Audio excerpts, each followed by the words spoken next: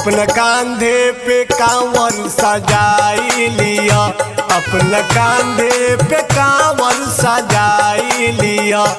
आई सावन में गेरुआ रंगाई लिया, शिवदानी के जय जय बोलाई दिया, शिवदानी के जय जय बोलाई दिया।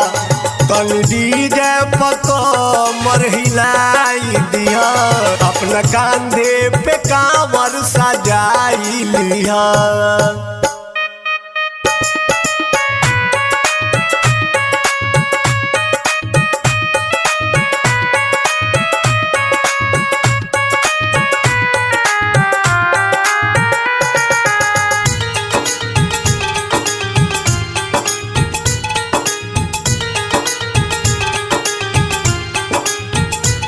कुछ भाई नहीं हो, कुछ भाई नहीं रहिया में चलत, कुछ भाई नहीं रहिया में चलत। सब गुरु में मनवा रमाई लिया,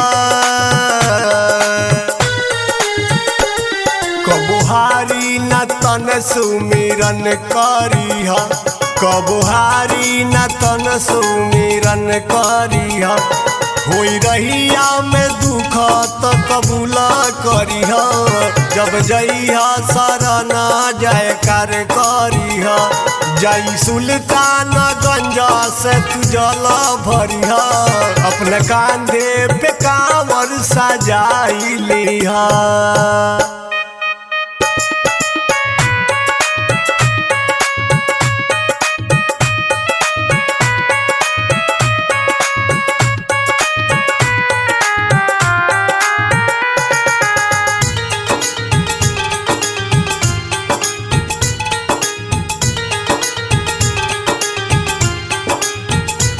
सब आवेला हो, सब आवेला हो, सब चली देवघर, सब आवेला हो, सब चली देवघर। उनका कृपा से कुछ ना बुझाला डगर, जाई चरना में जलवा चढ़ाई दिया। कहे सुनीला सनेही भजन करिहा, कहे सुनीला सनेही भजन करिहा।